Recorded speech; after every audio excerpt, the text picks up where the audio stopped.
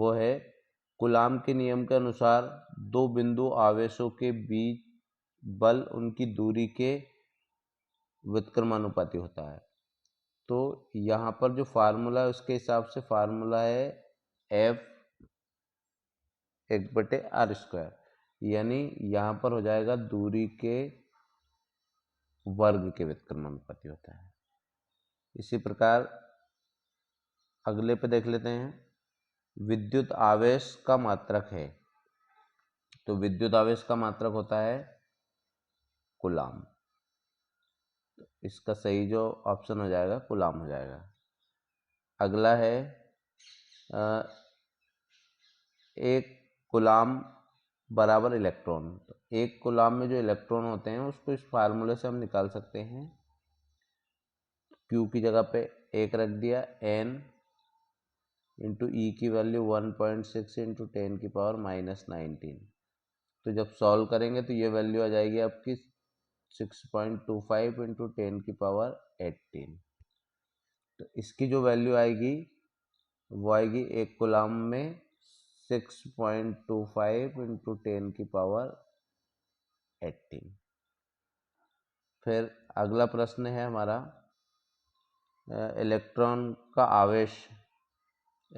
आवेश होता है। तो इलेक्ट्रॉन पे जो आवेश होता है -1.6 इंटू 10⁻19 होता है।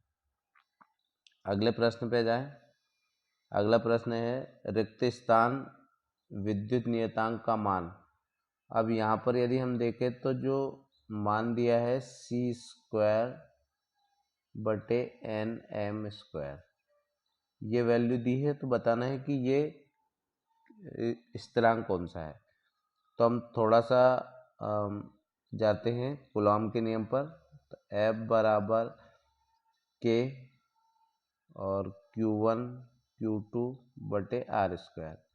इसको यदि आप सॉल्व करो तो K की जो वैल्यू आएगी वो आ जाएगी आपकी F r²/Q1 Q2। तो F यानी न्यूटन, R मीटर स्क्वायर और Q1 Q2 यानी C का स्क्वायर। अब K जो होता है, K की वैल्यू होती है 1/4πε0। तो यहाँ पर ε0 की वैल्यू है, ये ε0 की वैल्यू है। तो इस वैल्यू की ये उल्टी हो जाएगी, यानी Q1 Q2 यानी C² ऊपर आ जाएगा और F न्यूटन और दूरी मीटर स्क्वायर।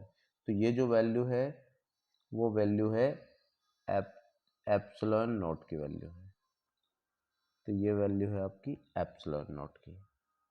फिर अगला प्रश्न है हमारा, विद्युत क्षेत्र रेखाएं हमेशा से की ओर जाती है। तो ये होती है धनात्मक आवेश से ऋणात्मक की ओर जाती है। तो इसमें आ जाएगा सही धनात्मक से ऋणात्मक की ओर। फिर अगला है, गॉस के नियम के अनुसार किसी बंद सतह से होकर विद्युत फ्लक्स, यानी गॉस की जो थ्योरम कहती है फाई बराबर Q/ε0। तो यहाँ पर आ जाएगा फाई बराबर Q/ε0। फिर अगला प्रश्न है हमारा, यदि किसी बंद सतह से होकर विद्युत फ्लक्स शून्य है तो सतह के अंदर कुल आवेश होगा। यदि फ्लक्स 0 है यानी फाई का मान 0 है, इसका मतलब ये है कि गॉस की थ्योरम से Q/ε0, इसका मतलब कि Q की वैल्यू भी 0 होगी। तो इसमें आ जाएगा कि जो आवेश है वो भी 0 होगा। फिर अगला प्रश्न है हमारा, द्विध्रुव में दो आवेश समान परिमाण के और, क्योंकि द्विध्रुव को हम जानते हैं, द्विध्रुव में दो आवेश होते हैं जिनका परिमाण समान होता है, परंतु उन पे जो चिन्ह होते हैं वो विपरीत होते हैं, यानी एक धनावेशित होता है और एक ऋणावेशित। फिर अगला प्रश्न है, बिंदु आवेश का विद्युत क्षेत्र दूरी के व्युत्क्रमानुपाती होता है। तो E जो होता है वो बिंदु आवेश के लिए ये फार्मूला होता है, यानी दूरी के वर्ग के व्युत्क्रमानुपाती होता है। फिर अगले प्रश्न पे आते हैं। चालक में सभी अतिरिक्त आवेश केवल पर स्थित होते हैं। जो अतिरिक्त आवेश होते हैं वह सतह पर उपस्थित होते हैं, यानी जो भी चालक होता है उसकी सतह पर जो है वो अतिरिक्त आवेश आ जाता है। फिर अगला है 1 इलेक्ट्रॉन वोल्ट बराबर जूल। तो 1 इलेक्ट्रॉन वोल्ट बराबर होता है 1.6 इंटू 10⁻⁻19 जूल। फिर अगला प्रश्न है हमारा, विद्युत फ्लक्स की SI इकाई है। जो विद्युत फ्लक्स यानी फाई बराबर फार्मूला होता है E इंटू ए। तो E का होता है न्यूटन पर कूलम और A क्षेत्रफल का हो जाएगा मीटर स्क्वायर। तो ये हो जाएगा आपका Nm²/c, यानी ये वाली वैल्यू हो जाएगी। फिर अगला है, किसी चालक को घेरने वाले काल्पनिक सतह को कहते हैं, यानी जो काल्पनिक सतह है उससे बोलते हैं हम गाउसियन सतह। तो इसमें आ जाएगा आपका गाउसियन सतह। फिर है, विद्युत क्षेत्र की दिशा उस बल की दिशा में होती है जो आवेश पर लगता है। तो जो धनावेश पर बल लगता है उसकी दिशा होती है, तो इसमें आ जाएगा धनावेश। फिर अगला प्रश्न है हमारा, गॉस का नियम विद्युत क्षेत्र ज्ञात करने में तब विशेष रूप से उपयोगी होता है जब प्रणाली में सममिति हो। मतलब कब अप्लाई होता है, जैसे गोलाकार वस्तु हो, बेलनाकार वस्तु हो, तो ऐसी वस्तु हो तो गॉस का नियम जो है वो उपयोगी होता है। फिर अगला प्रश्न है, विद्युत क्षेत्र रेखाएं कभी भी एक दूसरे को, तो इसके अंतर आ जाएगा नहीं करती, मतलब प्रतिच्छेद, यानी प्रतिच्छेद नहीं करती या नहीं काटती है।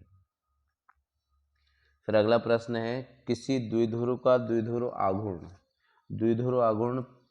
P बराबर होता है, द्विध्रुव आघूर्ण P बराबर होता है Q इंटू 2a। Q मतलब आवेश और 2a यानी दोनों आवेशों के बीच की दूरी। इसके बाद अगला है, किसी चालक के अंदर अतिरिक्त आवेश का वितरण रूप से होता है, यानी अतिरिक्त आवेश है तो अतिरिक्त आवेश का जो वितरण होता है वो समान रूप से होता है। इसके बाद अगला है, विद्युत बल और गुरुत्वाकर्षण बल में समानता यह है कि दोनों वर्ग नियम का पालन करते हैं। तो दोनों ही जो है व्युत्क्रम वर्ग के नियम का पालन करते हैं, तो इसमें आ जाएगा व्युत्क्रम। अगला प्रश्न है, जब दो आवेशों के बीच की दूरी आधी कर दी जाती है तो उनके बीच बल गुना हो जाता है। तो यहाँ से बल वाले फार्मूले से यदि हम देखें तो यदि दूरी को हम आधा कर देंगे, आधा कर दिया, तो ये हो जाएगा r² 4, यानी जो बल होगा वो 4 गुना हो जाएगा। तो इसमें आ जाएगा आपका 4 गुना, बल जो है वो 4 गुना हो जाएगा। फिर अगला प्रश्न है, विद्युत बल का परिमाण आवेशों के गुणनफल के, तो बल वाले फार्मूले से यदि देखें तो आवेशों का गुणनफल ये बल के समानुपाती होता है, तो इसमें आ जाएगा समानुपाती। फिर अगला प्रश्न है, किसी बिंदु पर विद्युत क्षेत्र रेखा की स्पर्श रेखा उस बिंदु पर विद्युत क्षेत्र की बताती है, तो इसमें आ जाएगा आपका दिशा। जो स्पर्श रेखा है वो विद्युत क्षेत्र की दिशा बताती है।